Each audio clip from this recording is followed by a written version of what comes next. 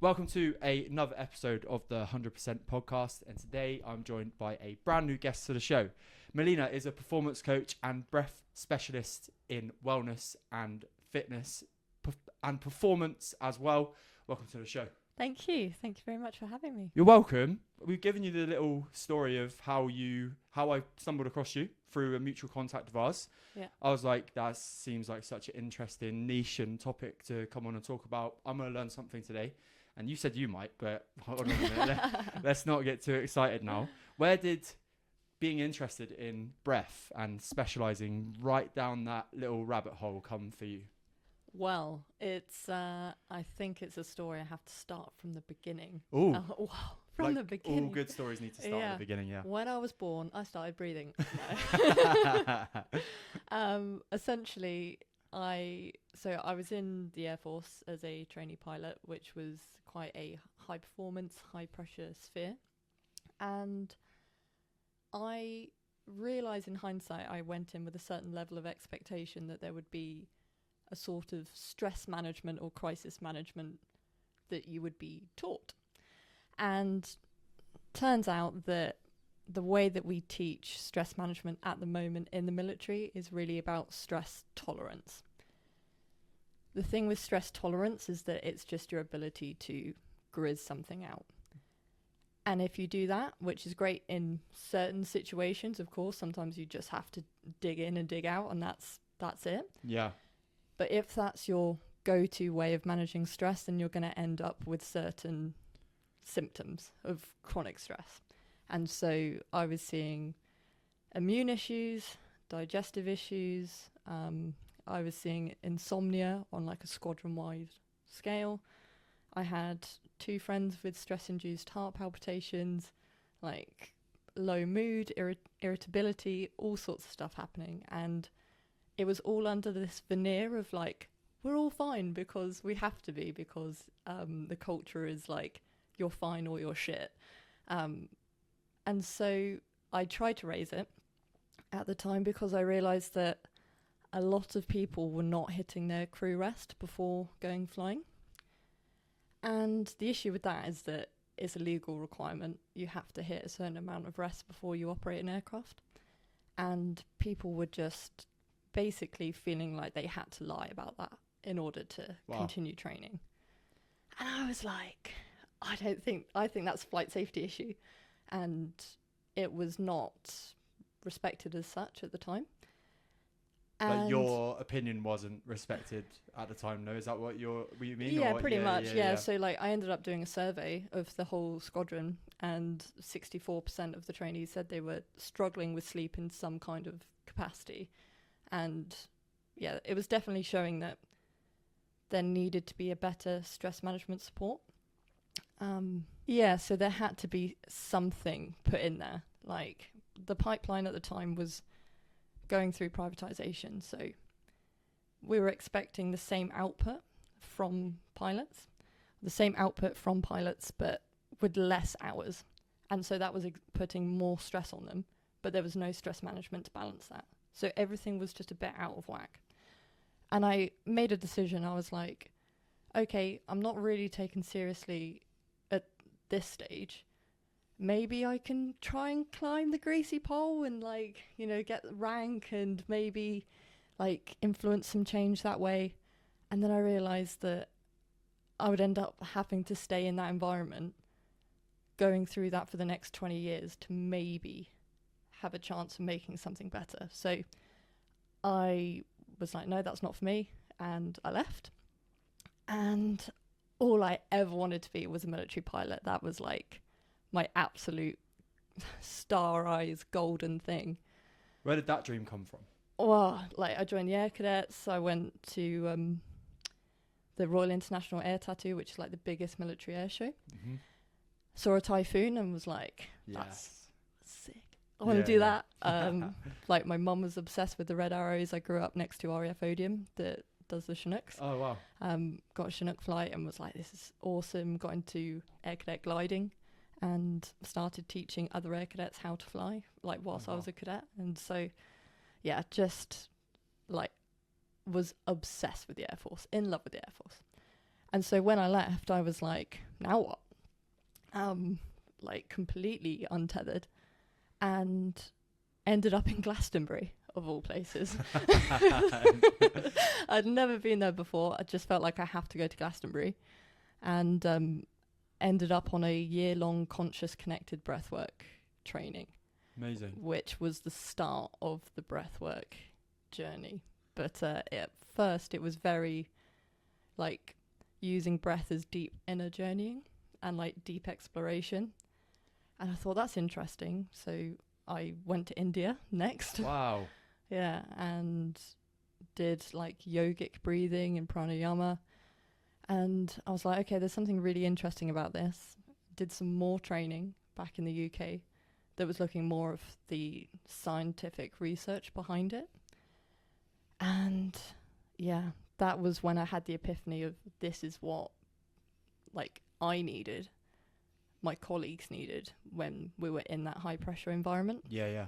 And that's basically been my mission ever since, is like just trying to find ways to make it as accessible and understandable and usable as possible.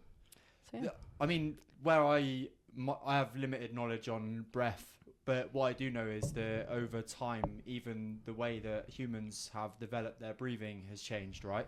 Yeah. So I remember my fitness idol, I don't know when admitting this, is a guy called James Smith. Don't know if you've heard of James Smith. No, I haven't.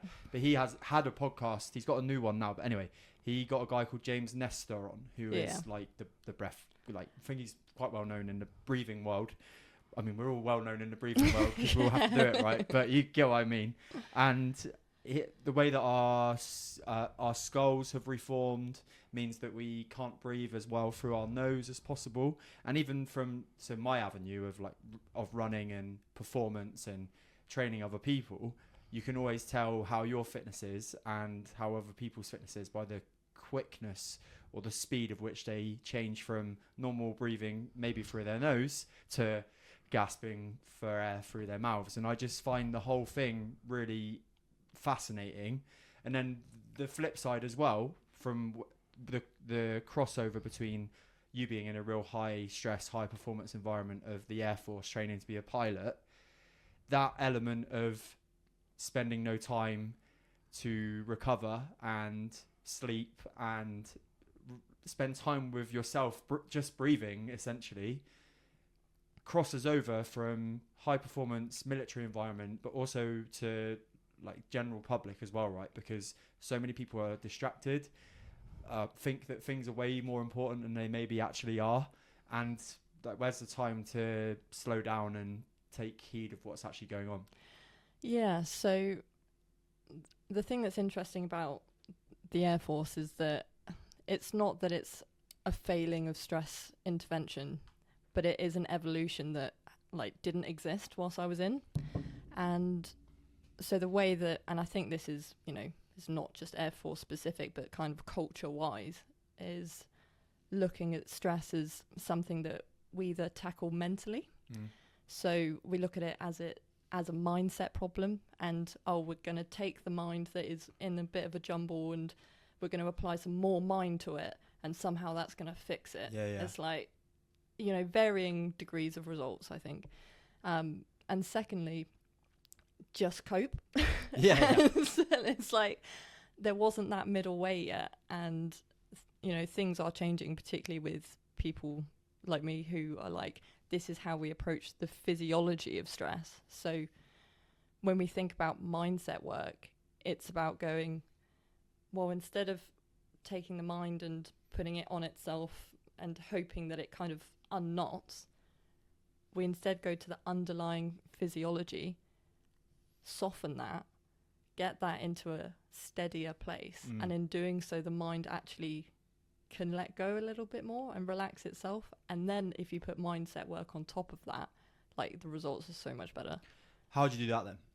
Well, okay, so the first thing you want to do is to be able to recognize when you need to have an intervention, right? So we're going straight into teachings. Okay, so basically no fucking about over like, here. How do we do that? Okay. Well, okay. Let's let's take it a few steps back and look at the framework in general, because that can be helpful. So I teach something called the breath performance triangle. Right. And many people know the link between stress and performance. I've seen that curve where stress will increase your performance up to a certain level, and then at a certain stage it will start to decrease your performance. That is great as a 2D picture, but again, it doesn't incorporate the most important thing that interconnects the three things, which is your breathing. So if you imagine a triangle, you have performance on top, stress on one corner, performance on or breathing on the other corner. Your breathing is a reflector and a regulator of your stress levels. So you can use it to help you understand and recognize when you're going quite high into stress. So this is how it links into the teachings and the how. It's like recognizing when our stress goes up first means that we can intervene in the stress performance curve sooner, so it doesn't drop off so quickly, and we can return to our baseline quicker. Does that make sense? Sophie? Yeah, makes sense to me. Yeah, for sure. Okay. Yeah. So essentially, we want to manage stress and boost our performance. And how breathing interconnects with the two of those things is that your breathing is your underlying regulator of the nervous system. Yeah. So when you feel threatened, your nervous system goes into sympathetic, which is essentially like, oh my God, like I'm going to die. Fight or flight, right? Yeah. So those are 2 threat responses, but we actually recognize 4.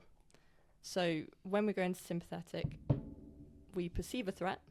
It's not necessarily an actual threat.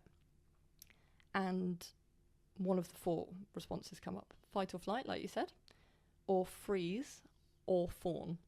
And fawn and fight are like the really common ones in society, because fight doesn't necessarily mean I'm going to lamp you. Yeah. But it might mean that I over control the situation. And then fawn is like the classic people pleasing and like, oh, maybe if I'm like do this, you won't hurt me. So yeah, those are the threat responses. And those 4 responses, threat responses, are not inherently bad. They become an issue when they're no longer proportionate to the situation that we're in. Of course. And again, that's where awareness becomes really important, because it's having the ability to go, firstly, I recognize my stress is going up. Secondly, I recognize the situation that I'm in. And then it's being able to go, actually, what is the proportionate response to this?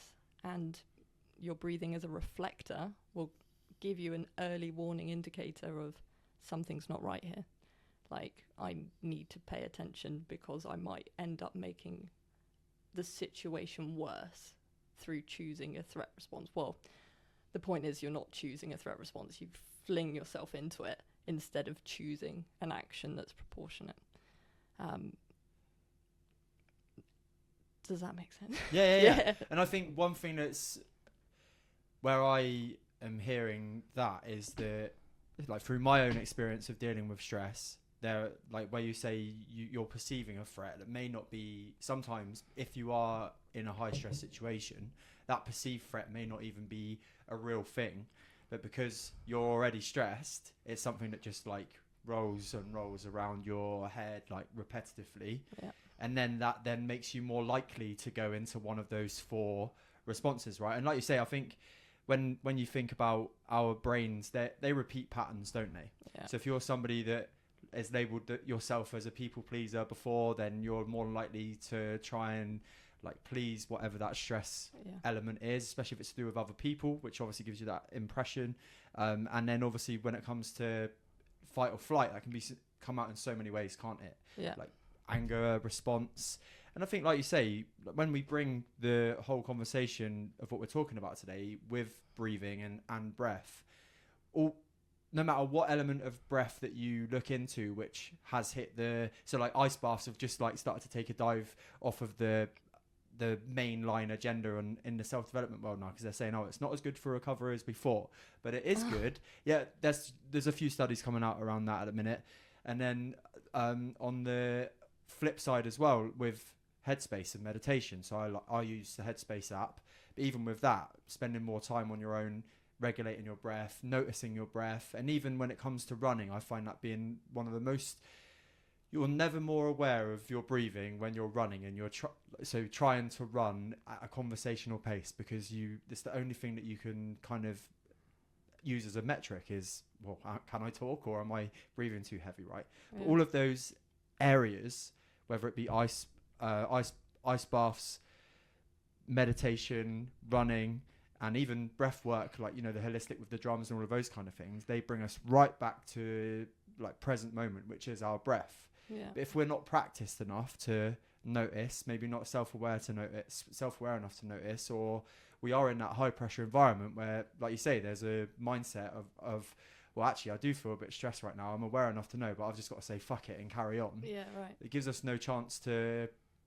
even, like, whatever it is, whatever you would choose eventually as your habit to start regulating your breath and notice, gives us no chance to actually dive in and find out what's going on. Yeah. So, I mean, the things like the Headspace apps, they don't often give you the psychoeducation of why you're doing what you're doing. They also lack structure, in my experience. Like, there's not really like a sense of like building anything with it, or or even a sense of progression. I feel like apps like Headspace are kind of a bit of a token gesture. Like, because it goes so far into they're the top of the rabbit hole. I understand what you mean. Yeah, and like you often see it in companies where it's like, oh, we need to start taking mental health more seriously, and like, how do we do that? Oh, we'll just chuck in Headspace, and it's like there's not that grounded understanding of the physiology of stress and how it impacts performance yet. So this is where I want to take a big step back and look at the bigger picture and help to ground and integrate that. So everybody, I think, can apply these high performance attributes to themselves.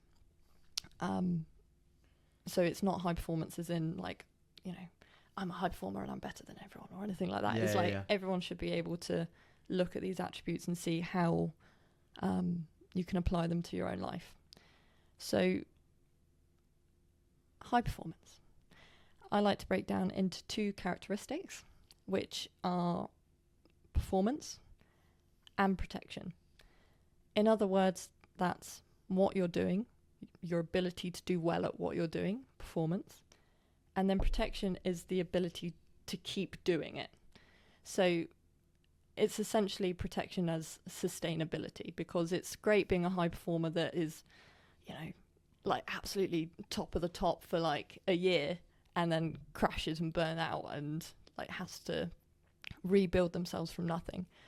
We've seen that happen in sports. It's not particularly great. So we want to balance performance with protection. And that's what we're starting to see in society, where it's like, okay, things like looking after yourself, recovery are important for our longevity and sustainability. Performance, I break down into two attributes, one of which is power. The other is precision. Power is your output over a certain amount of time. So actually what you're doing. Can you do stuff? It sounds really sometimes simple. Yeah. Are you able to do something? And we want to balance that with precision, which is the ability to do the right thing at the right time. So you can imagine those two things need to be in balance, because if you have power without precision, then you're just like great at chucking stuff out and it's like output central, but often it's the wrong choice and it's got consequences and you fucked off that person. Excuse me, you've messed off that person. And actually you end up with more workload at the end of it because you're not working efficiently. However, if you're the other way around and you're too precise and have an imbalance of power, that's the perfectionist. That's the person that is like, everything's got to be perfect before I do anything. And so nothing happens. So we want those two things to be protected. Those two attributes, part of performance. Other side, with the protection, we have readiness and resilience. By readiness, we mean the ability to act in I feel good to do something. There's an opportunity that's come up. I can connect with it. Come on a podcast. I can come on a podcast. Okay. Exactly. Yeah. Ready and able. And readiness is, I'll talk about how we measure it a little bit later. You got it all planned, don't you? Yeah. Frameworks is, dude, I love frameworks in a system, honestly, nice. because it's like, if you don't have a system, okay, that is a whole nother thing. But like burnout, I think we take as such a personal thing. But most of the time it's like a lack of understanding of systems. Yeah. But anyway, the final attribute is resilience. And resilience is your ability to basically keep going and have longevity. So when we look at a high performer, we want someone who's rounded, who can do the right thing at the right time, have good output, but also be able to recover quickly so that they're able to be ready for opportunities. And they can do it for a long time. They have resilience. And that package is the type of person that we then look at the breath performance triangle. And we look at their stress levels. We look at their breathing mechanics. And we look at their performance and where they're landing between power and precision. That triangle, if we can balance those things, is what gives you a really efficient person that can do good things and keep doing good things. Yeah, put simply. Yeah, nice. Where do you fall in those categories? Like, which ones are your strengths and which ones are your growth areas? I mean, I feel pretty balanced across all four. Yeah, really. nice. Yeah. Good. Do you think that's taken practice, or is that something that you have just learnt with the situations that you've put yourself through and gone through in your life? Well, the breath performance triangle is upheld by breath training, breath utilization training. So the model itself is, publicly shared, but then the breath training that helps bring those things into proportion is the methodology, which I share with my clients. Unreal. Yeah. So there is a whole further sequence of like what you do in order to balance out those things. Yeah, amazing. So for an average person then who is obviously interested in some form of high performance, so listening to this podcast or self-development, growth, all of those kind of things, if they feel that they're under a little bit of stress right now and they're struggling in the feeling ready area or whatever area it may be that you've just said about, what can they do with their breath that then helps them maybe tackle the stress that they're going through a little bit better? Okay, yeah, so there's three things that we cultivate. We I think my voice doesn't want me to say.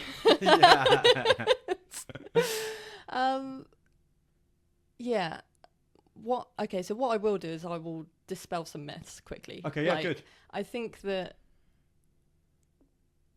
this is not something that we just chuck techniques at. Right, yeah. Which I think is the kind of common conception around breathwork is like, oh yeah, just like try this technique and, this might happen and that might happen. 4 in, 8 out, or like the 8 in, 4 out kind of stuff to regulate your nervous system and all of those kind of things, right? Yeah. Yeah, as if it's like a hack or something, or like a gimmick or like a bit of code you put in your human system and be like, oh yeah, that will sort you out. It's like techniques without the other elements of breath training is like handing someone a plaster, but they can't even find their own cut. It's like, oh, nice, cheers for that. I'm going to do fucking nothing with it. Yeah, so, I didn't know I had a cut, right? Yeah, exactly. This is lovely, thank you. So the first thing that people need to cultivate really is curiosity and an interest in their breathing. Like, it's such a, for most of us, it is involuntary but unconscious thing that just happens in the background. but it's also the most important fuel that we have. So, you know, we pour so much effort into, are we drinking enough water? Are we hitting all of our vitamins and proteins and, you know, all of our food nutrition? But we don't have the same discipline towards our breathing mechanics. And the problem is that because your breath is directly connected to your nervous system, you can breathe in a way that enforces and exacerbates the stress in your system. And that is how most of us go around day to day, unknowingly, just creating background anxiety within ourselves instead of clearing it.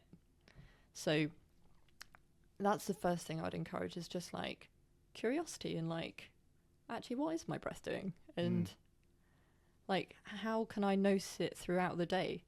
Am I holding it in certain places? Is it going quite fast and shallow in other places? Like, what's actually happening?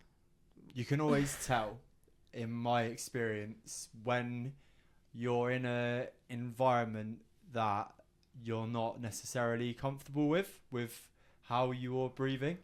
And I would just invite people to think about, if they go into a high stress meeting at work or an uncomfortable conversation, or maybe they've had an argument with their partner the evening before and they're going back into the house the next evening, to think about how you're breathing. And not in a I'm not coaching people how to breathe here. I'm just inviting them to think that I imagine it would be shallower, I imagine it would be faster, and just taking that like bigger puff. How good does it feel, right, when you are a little bit stressed, you go out of that environment, you're in fresh air, and you just go, ah. Yeah, and exactly. It's just, I think in some ways it's the most unobvious thing that is available to us. And I'm coming at it from a grounding myself way, right? It's something that I have done, being somebody that wasn't very happy in the past, and it's definitely something that's helped me learning about my breath and getting more comfortable with just like spending time on my own breathing has enabled me to realize that when I'm uncomfortable and not happy, how my breathing changes. Yeah. And I think it just taking that time, like you say, to be curious and be like, why am I like catching myself, or just feeling a little bit shorter of breath, or why am I feeling stressed? I imagine at that moment in time, that breath is like sped right up and you're breathing not fully into your chest. It's just sort of shallow puffs. Yeah, so it's interesting there. That's, first of all, the most common misconception, that breathing into our chest is good. So when we're stressed, our breathing moves from low and slow diaphragmatic breathing into upper chest breathing. Yeah. And we go from using our primary breathing muscle, which is our diaphragm, to our secondary breathing muscles, which is a mixture of neck muscles, trapezius, and intercostal muscles. And the problem with that is that they're not supposed to work that way. They are compensating. And anything that's compensating tends to get overworked and then hold tension, and then we get tension headaches and migraines and this sort of thing. The second thing is that because these are overcompensating, the diaphragm is undercompensating, and so it loses strength. And so to reclaim low and slow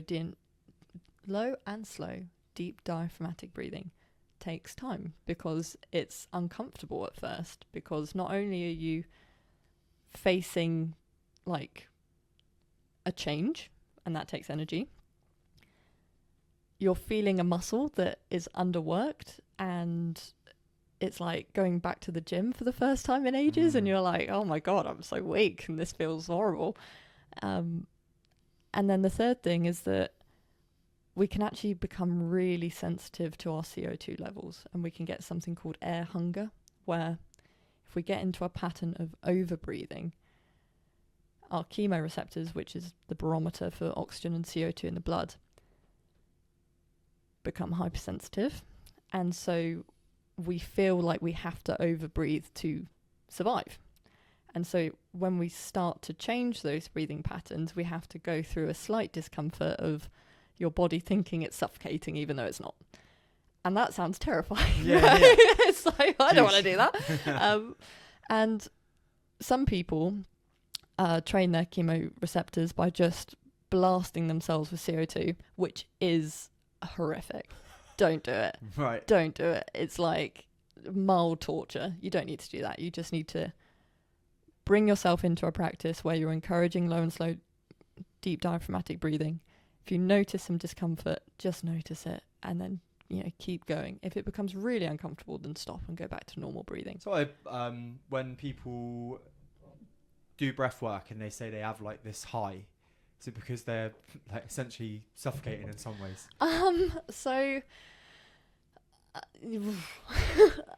Yeah, energizing breaths. So this is the thing about breath work. It's such a spectrum. And obviously I only work in a very small part of that spectrum. But the breath work line can go into the deep spiritual, where people are using techniques to get into altered states of consciousness, like psychedelic states. But that's obviously very advanced techniques. And I think in the West, we have a bit of a hunger for quick fixes, gimmicks, and like, just give me the hard thing now and it's over and done with, instead of like, consistency and small change and 1%, which is actually how we get long lasting results. So people sometimes gravitate towards that, but their nervous systems aren't ready for it.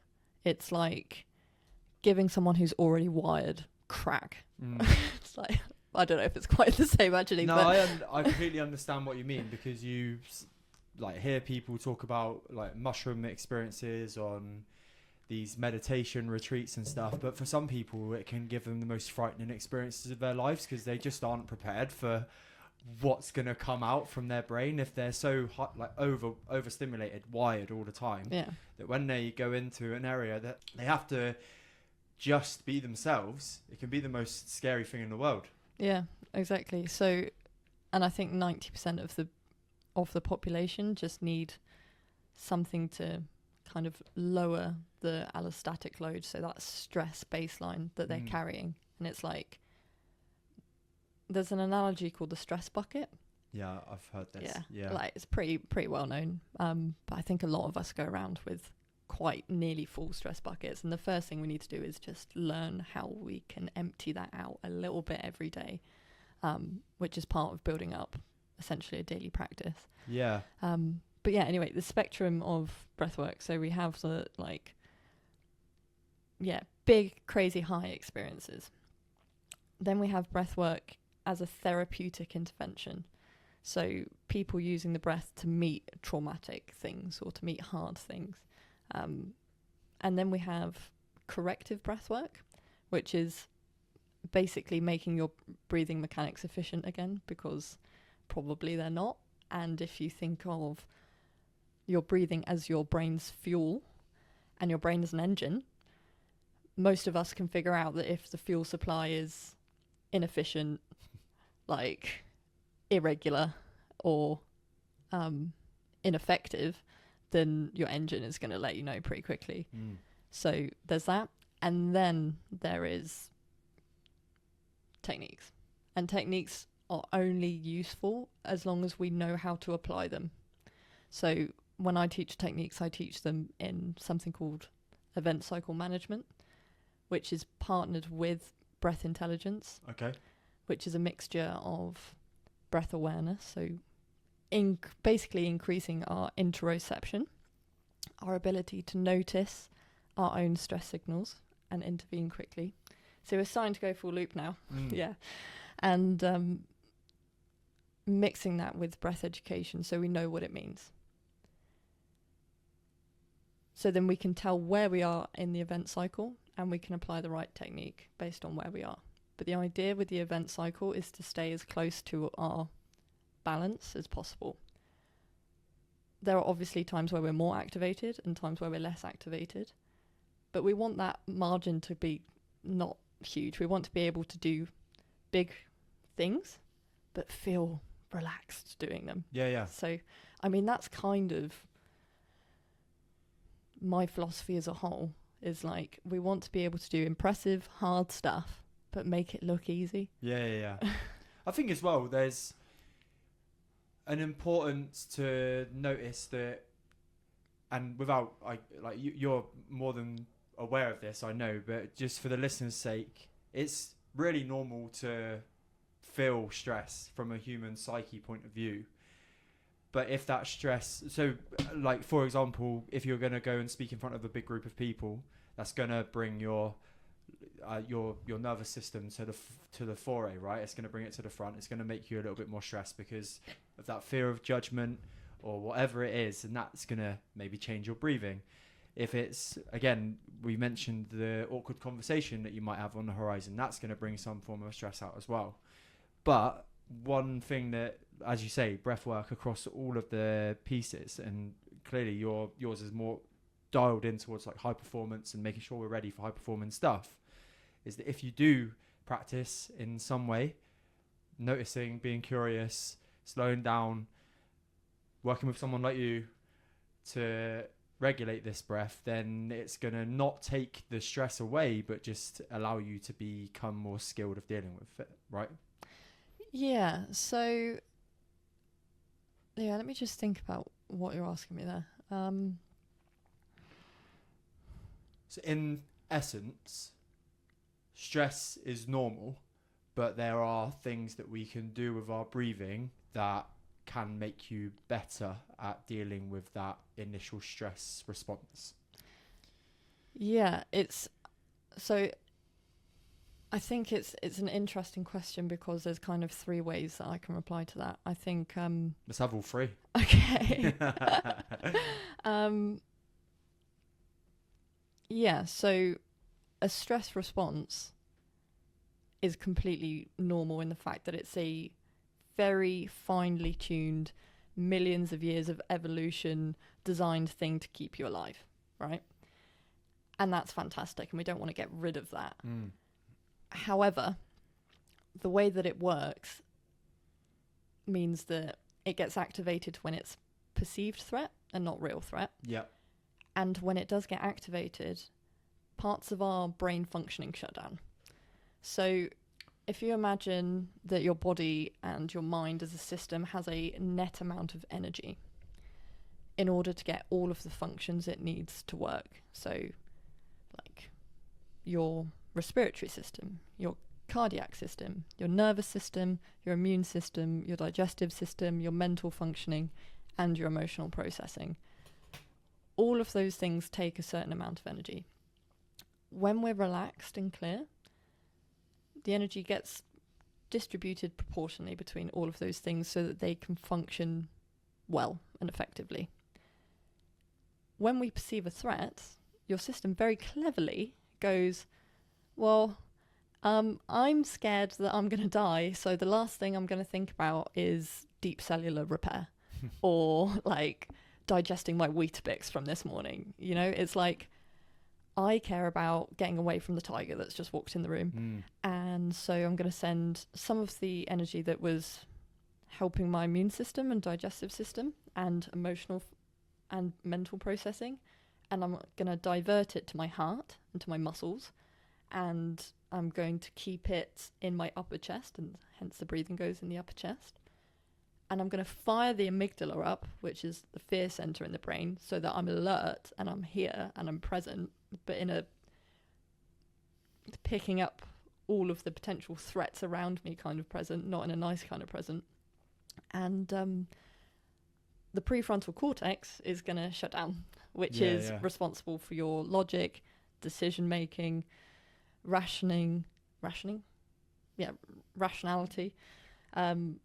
and also your long-term thinking, which is why people end up making quick decisions in the moment that later become an issue, where it's like, oh, that person insulted me and I punched them, and then they, I don't know, you can think of examples like that. Yeah, I get you.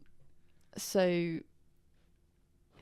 where were we going with that? I've gone off track. Yeah, that's all good. So you were going down the answering my question of doing these stress. Yeah. Okay, so the fact that we have a stress response is evolutionary a good thing, but actually it doesn't equip you to deal with the situation fully. And so we want to be able to manage the response. This is not like a self-deprecation exercise where it's like, I hate myself for having stress responses. It's not like that. But it is also recognizing that the way that you are functioning now, you might not have to be feeling like that. So like, for example, a lot of people, I think, operate with a high baseline stress, and they don't need to feel like that. And sometimes it's something that we're taught, and sometimes cultures enforce it, where if you're not highly strung and constantly scanning for threats, then you're like lazy or not switched on, or something like that. If you're not hyper vigilant, then something's wrong with you. And so it's recognizing that actually I can be in this balanced state of orientated to safety. So my physiology, my body and my mind knows that it's safe and I can be relaxed, but I'm still aware of what's going on around me. Like I'm not switched off, I'm not collapsed. And that's the state that's balanced between performance and protection. It's safety orientated. I feel fine. I'm aware of my surroundings. I'm risk aware. That means we're not going into hypervigilance, and it means we're not going into collapse. So, yes, to answer your question in a sentence, it's not about demonizing stress, but it's about understanding that actually there are ways to not feel quite so bad. And it really doesn't take long. I think that's the main thing. It's okay. I do a 31-day training package, and people come away from that being like, well, at first they're quite skeptical because it's like, I've always felt like this. Yeah. And part of it is, who am I without this? Like, I'm so used to being this way. But then come the end 4 weeks, it's like I have more space, I have more calm, I have more perspective. And in doing so, I can make better choices that are aligned with who I actually am and not who I've sometimes been nudged to be by people around me. Yeah, it's really interesting as well. It's over 31 days. If you do something like for 10 minutes over 31 days, let's just say every day, it's not going to take you away from too much. You can do it sort of as you're waking up, or I assume as you're going to sleep, just to regulate yourself.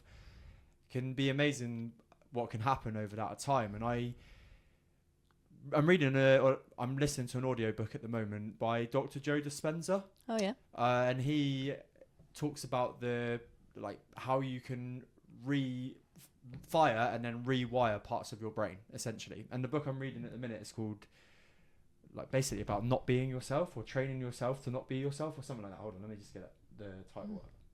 Not that it's that important, but where are you? Where are you, book? Hold on. I'm getting this. Yeah, go for it. That's it. Breaking the habit of being yourself. Yeah, and nice. Essentially, like what you've just said there is that people come to you and they're like, oh, I've always been this way. And there's so many elements, especially in the 21st century. I've only ever been from 1992 to where I'm at now.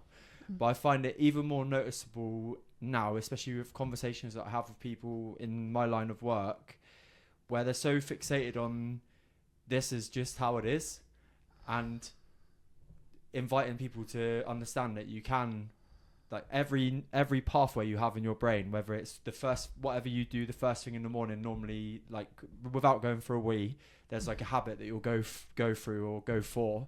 And sometimes you don't even notice what that is, whether that be grabbing your phone, turning the light on at the same time, and then maybe the kettle goes on for your cup of coffee.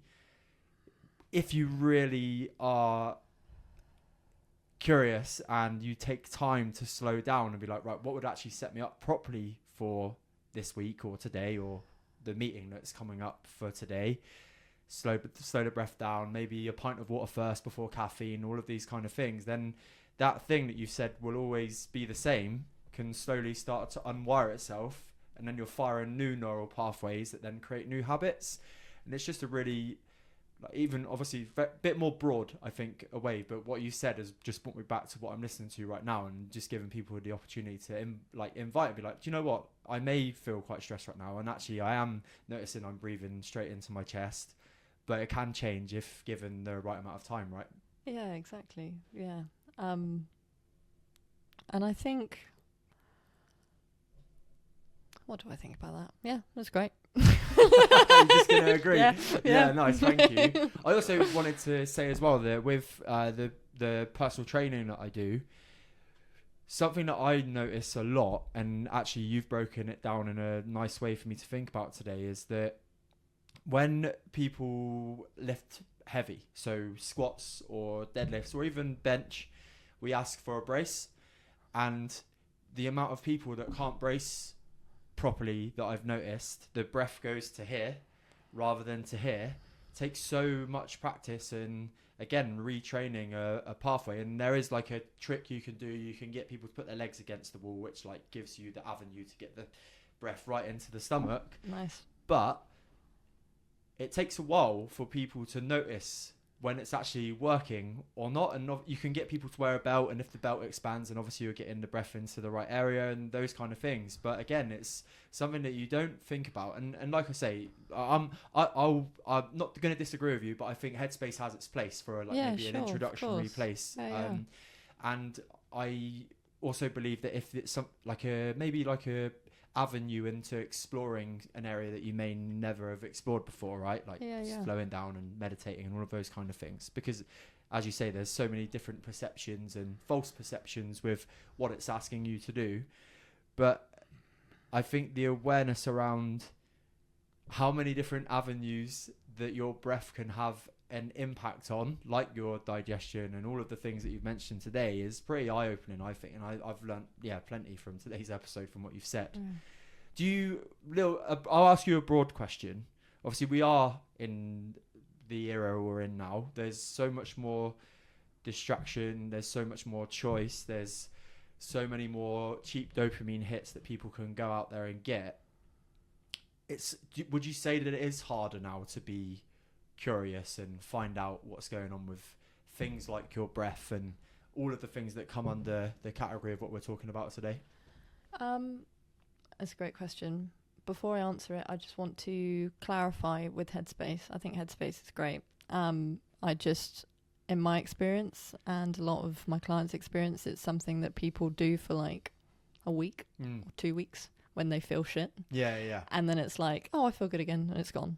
And it's like, I agree with that. It's more of like a space you go to that doesn't necessarily like go anywhere. But yeah, it's absolutely a great tool, and completely that's where I started, but then I found its limitations. Yeah, of course. Did something you different. outgrew it, right? Yeah. So yeah, that, and then the diaphragm. So people lifting and bracing. There's something. So this is something that like I'm always careful about saying what is correct breathing, because there is the most efficient and effective breathing, and over time we try to change that slowly. But because people then get an idea in their head of like, oh, I'm supposed to be breathing this way, we can then end up with something called like forced belly breathing, where we are like, people know like, oh, I'm supposed to be breathing low, and actually it's not their diaphragm engaging at all, it's their abdominal muscles just pushing their belly out. Okay. And it's really common in people who like go to yoga classes, and their yoga teacher is like, oh, belly breathe, but there's no kind of slow understanding or introspection and feeling of what is my diaphragm and how do I access that, like with the technique you said with legs up. So it's just something to watch out for. Yeah. But yeah, your question about dopamine and like how easy is it for things to change in a world of instant gratification. I think that there's satisfaction really in slowly moving our mindset from perfection to repetition, because I think we assume we get confidence from perfection, but it's not true. We really get perfection from perfection we get. It's true. We get more perfected at something if we do repetitions, but we get our confidence from repetitions. And no one likes doing conditioning to start with. Like, you know, we all told to do it, and it's like, fine, I know it's good for me. And it takes energy to create new neural pathways. That's why it's so easy to fall into the familiar and so easy to go to things that are quick, accessible, and to actually decide that this is something I would like to change. Having that intention is the first win. Is like, actually, this is something I'm interested in, and setting the intention and then acting on it and being like, I'm going to commit to changing something is huge. And I think, you know, it's so easy to sit in comfort and familiarity, but it's also, we get pushed into that place by our own expectations and the fact that we want that perfection, or we want the instant transformation. If we're able to accept, look, I just need to do a few minutes every day, regardless of what you're doing, whether it's breath training, whether it's conditioning, whether it's being a bit cleaner, if it's like literally, like, I don't know, art, drawing, wanting to perfect that, or wanting to feel better at a musical instrument. You need to do a few minutes every day. And there's satisfaction in being the person that's able to commit to that. And sometimes in the world of Instagram, where there's so much comparison, maybe it's dispelling or like disencouraging to try and change. But if we can recognize that actually these people just do a little bit every day, it becomes less overwhelming and more doable. I think, anyway. Yeah, I love that. And what's interesting about the Headspace app is it used to, I think they've stopped it now because people would get caught in a trap, I think, of if they missed a day, they'd failed. But it used to give you a score, like every day, the day would go up. But they've got rid of that now. They still have the minutes that you've meditated. And I just today, before you arrived, I just checked. I was like, wow, that's a lot of hours that I've done that. And it's cool. But then I'm like 8,000 hours away from 10,000, and they say that 10,000 hours is mastery. Yeah. Like when you do 10,000 hours of when you do 10,000 hours of something, you are in like the master's level of it, right? But one thing I'd say about perfection and the Instagram trap and gratification is that even the masters still practice what they do. Yeah. So I know it's like the most obvious way to say that is that perfectionism doesn't exist, and there's evidence of that everywhere in life, because even the people at the top of their game, like if you want to go from a business sense, Jeff Bezos is still trying to make Amazon better. If you want to go from a football sense, Cristiano Ronaldo still gets up in the morning and does his 500-meter swim and has the same breakfast every day. So it just correlates so well. And I think actually, instead of comparison and the perfectionism trap demotivating us, it's a real nice perception to switch it around and going, well, actually, all of these people that are at the top of their game, your Mo Farahs, your Cristiano Ronaldos, Jeff Bezos, I'm never going to get to that level. That's fine to admit that. You've got to be in like the 0.0001% to ever get there. But if you carry on doing a little bit of something that you love, or something that you want to become a side hustle, or something that you just enjoy on a day-to-day basis, or going to make you feel less stressed, linking it back to this episode, then I think in my opinion, that's one of the best things that we can do with our time here. Yeah, that's great. And I think, the habits that we set and the actions that we do daily, the main benefit really is the structure that we get. And you could I'm not even going to say that. But yeah, the structure you get, and then whatever the additional benefit is like surplus. So, the fact that probably in your day you wake up and you make yourself like a healthy breakfast, and then you go for a run and you meditate and you know, whatever it is you do, that structure is actually the main gift. Mm. And then the side benefit of that is, well, my body feels great, my mind feels great. I feel like I'm like able to do stuff. And so I think that's the same with anything. It's like even people who, you know, have gotten to the top of their game, like you say, they just keep going because it's just the structure. There is no destination. There is no finishing point. It's just constant honing, but that's can have negative connotations. But Yeah, and I think, sorry, go on, cultivating. carry on. Yeah. Just cultivating. Yeah, it is. And I like snooker, right? It's an interesting new hobby. I've always liked it, but I've started playing it recently. But I have noticed that there's a guy called Stephen Hendry, and he used to be 6-time world champion. I've mentioned him on here a couple of times. It shows where my brain's at the minute. But he has openly admitted that when he was 6-time world champion, unbelievable, massively popular in the UK and across the world. But when he got older and less good, he couldn't tolerate that. Wow. And he just quit. Like, he didn't want to be the old world time champion that would... His analogy is that he would stand in the bar, and when he was really good, or in the club, and when he was really good, nobody would talk to him because he was everybody's like enemy, and he was in everybody's sights, right? Like, they wanted to beat him. Mm-hmm. When he started not getting so good, people would come up and be like, "Oh, I remember your championship win in 1997 or whatever." And he was like, "I just didn't like that. I wanted to be the guy."